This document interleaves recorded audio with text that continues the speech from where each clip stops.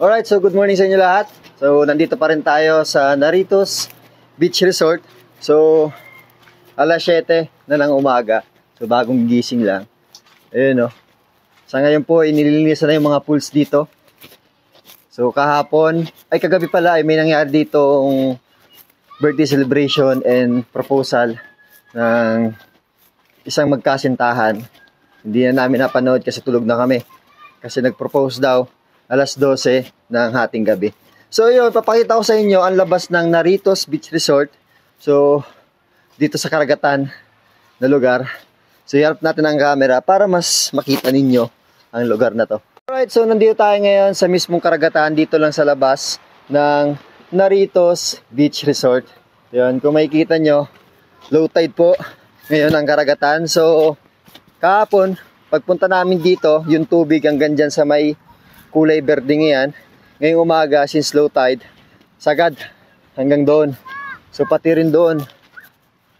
So wala kayo dito makikita kahapon na ganitong itsura na mga bato nakalabas. So doon din sa bandang kanan, so madaming kabataan naghuhuli ng mga sea urchins. So dito tayo para mas makita nyo. Ito yung mga bato na nakalabas ngayon. Which is kahapon wala ito. So yung mga bata nanguhuli ng mga sea urchins. Ayan, na pwede nilang ulamin ngayong araw na to. So kung makikita nyo, napakaganda. Ayan o. So napakalamig ng simoy ng hangin dito. Kasi nga hamihan ngayon.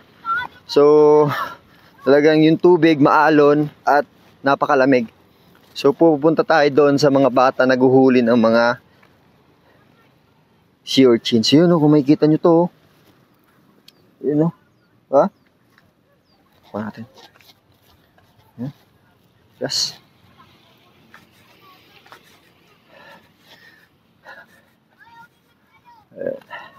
So sabi daw kanina, marami daw ditong jellyfish. Kaya sabi ko yung mga bata, lalangoy lang dito sa mababang lugar. So, pupunta tayo doon sa mga naguhuli ng mga lamang dagat. Ayan o, kung makikita nyo, meron dito ano. Ayan o. So, tingnan natin kung gumalaw to. Ayan o, gumagalaw o. Ayan o. Tayong. Ha? Tayong yan o. Hindi na may tayong na yun.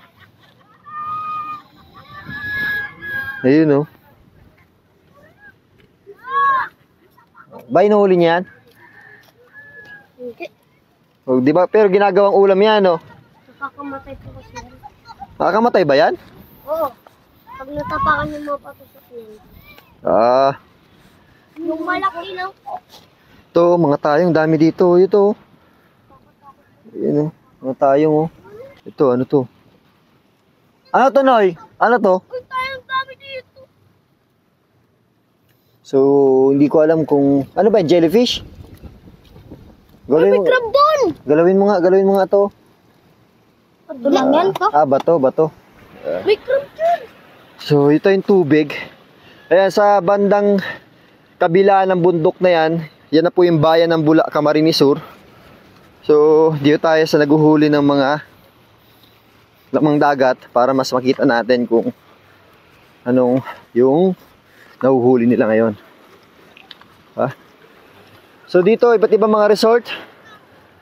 Doon po yung Narritos Beach Resort kung saan tayo stay ng overnight.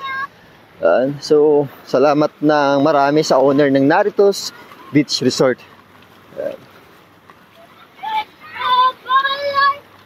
So, tignan natin. Ito, si dalawang kuya. Tanong natin kung ano ng mga nahuli nila.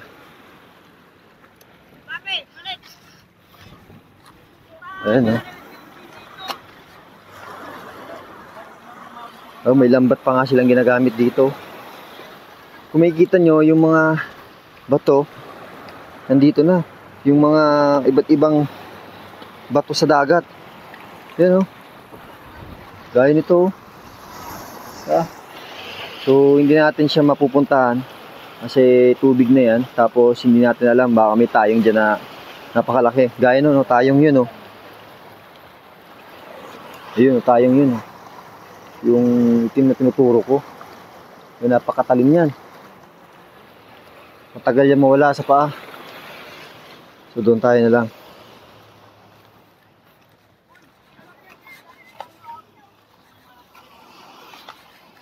So ito, mga kabataan. May inuuli sila dyan. So, yung pumunta kami sa Itangon, sabi ng mga bata, naguhuli daw sila dito kasi pang-ulam nila sa pang-araw-araw.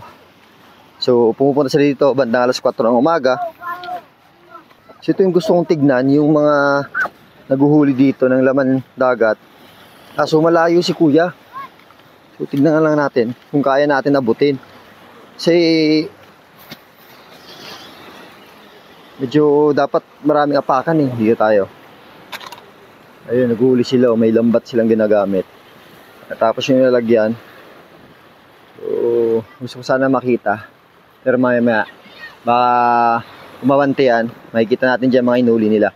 Pero, so kasama ko ngayon sa kuya. So, vlog natin to. Ayun. So, kinukuha nila yung net na nilagay nila alas 4 ng umaga. So, ayun, ito yung lalagyan nila. So, ibig sabihin, boss, puno yung net na yan. Yung lalagyan na yan. Kasi kung makikita nyo, simula dyan hanggang doon sa may dulo, nandoon yung net nila sa may bangkang iyon. So, ngayon, kinukuha nila yung net kasi baka may huli. So, kaya may nakita na ko isda dyan sa loob. Ito po. Ito ba yun nahuli nyo? So, ito yung nahuli nila. Yung daming isda, oh. Sariwa pa to, lapu-lapu. Malis gumagalaw po. Pula po punong. Punong. Baraka. Ayun, may kita nyo. Pero ito boss, unang araw nyo. Nag-try lang kayo maghuli ng ano. Try mo na ngayon. So kanina, medyo mataas pa yung tubig. Nilagay yung lambat na yan. Oo. Mahirap lang dito kasi pag nag-low tide yung tubig, nagkasabit yung mga ano, yung mga net niya sa mga corals na to. Yung bus daw. Saan? Ito. Liit.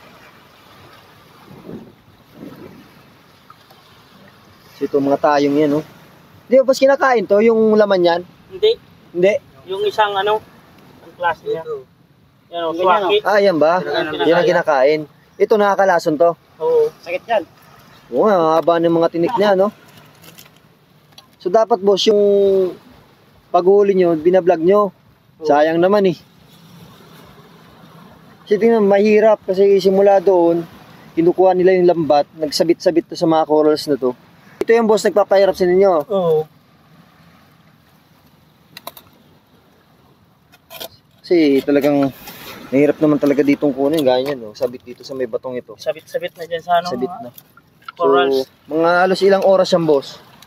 Yung dalawang oras. 2 oras, no? Pero ilang, boss, mga kilo na kukuha nyo sa ano? Yan mo siguro kung Estimate lang. 2 kilo yan. 2 kilo. Opo. Tapos ulam na yan sa araw na to, no? Oo. Sinabawan, Ibenta. tapos pwedeng ibenta. Kung bilhin mo. Magkano yan, boss? Yung ano, yung lapo. Yung 1 kilo, magkano? Naghahanap lang kami isda, eh. 150 ang kilo niyan eh. Lapo. 150. Puntaan mo ko doon, boss, mamaya. Hindi na. Sa may Naritos. Oo.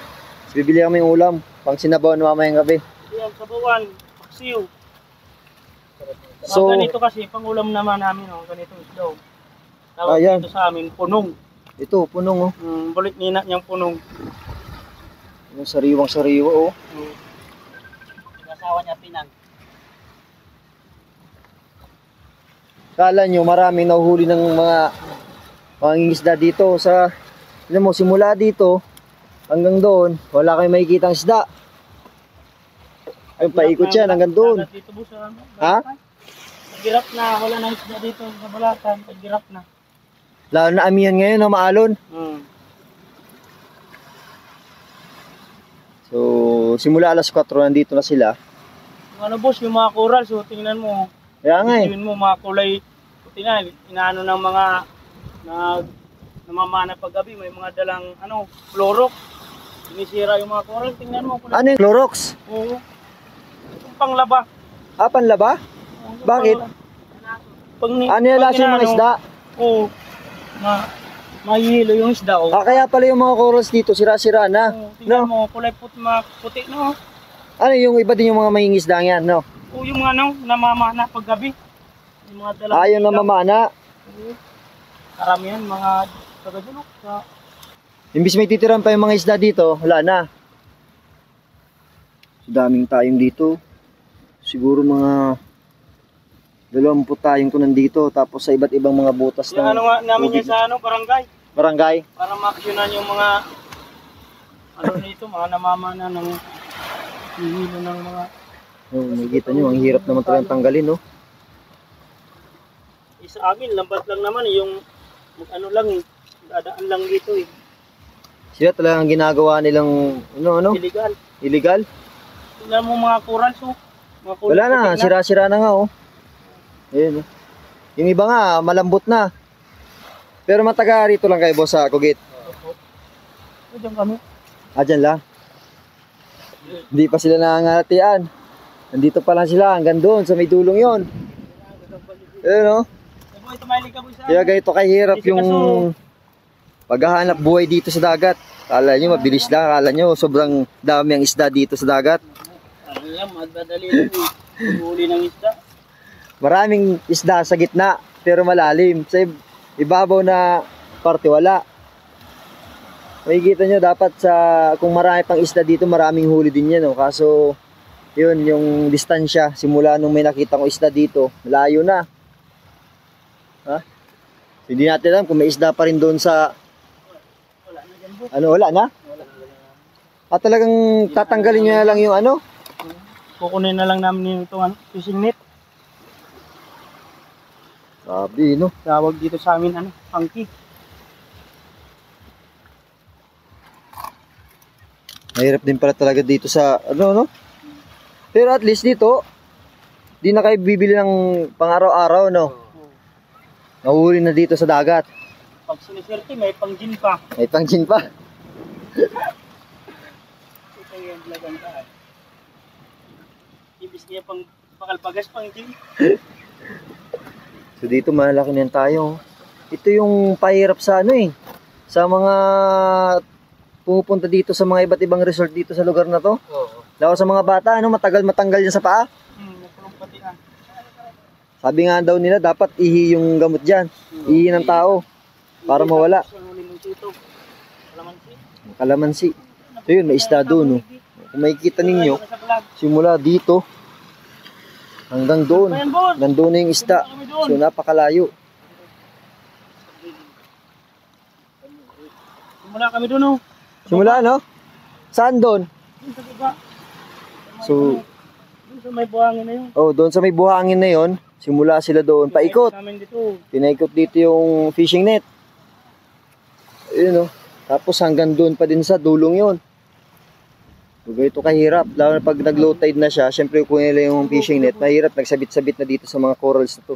Sa mga corals na sira-sira na, dahil sa mga ginagawa ng ibang nangingisda dito, nagkakalat ng mga chlorine para, yun, makahuli silang isda. Hindi nila alam yung mga corals na nasira na din. Ayun, puputi ng ibo. Halos wala na. Kumbaga sa bahay, abandonado na to eh. Hindi yan maksuna ng barangay. Dito to.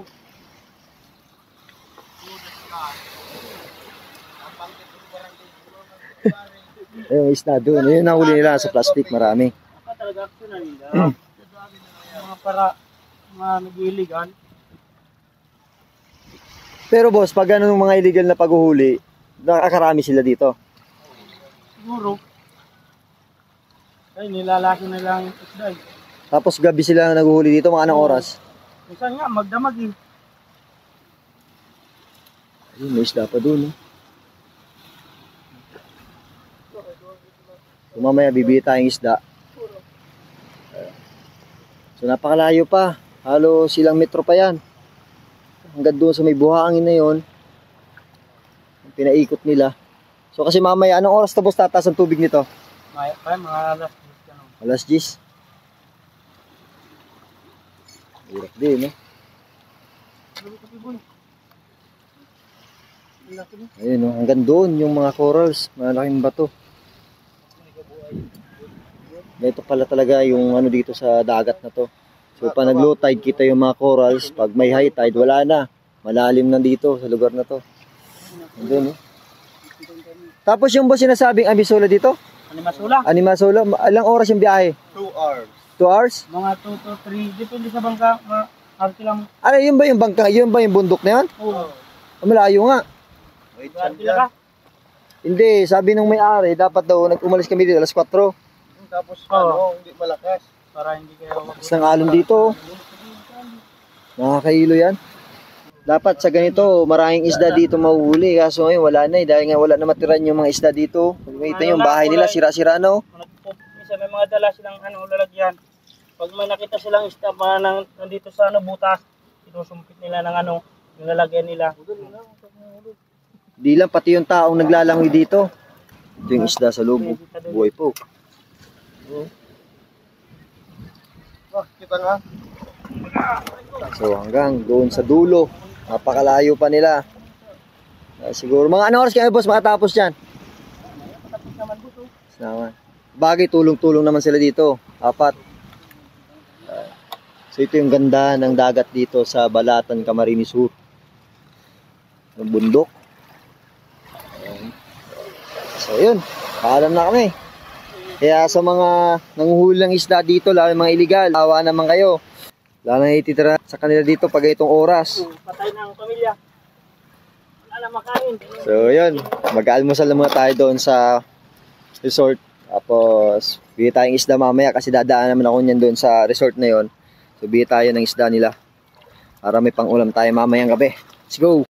So yun nga, nagkaroon tayo ng konting interview sa nangingisda dito sa dagat na to. Marami tayong nalaman, lalo na yung mga hirap ng buhay na kailang pinagdadaanan, mabigyan lamang ng pang-araw-araw na pagkain ng kanilang pamilya. Kaya sa mga manonood ng vlog na to, lalo sa nangingisda dito sa iba't ibang parte ng karagatan dito sa Bicol area, gawin nyo sa tamang pamamaraan paghuling isda, wag yun illegal na pamamaraan kasi maraming maapekto na pamilya at mga batang umaasa dito sa dagat na ito.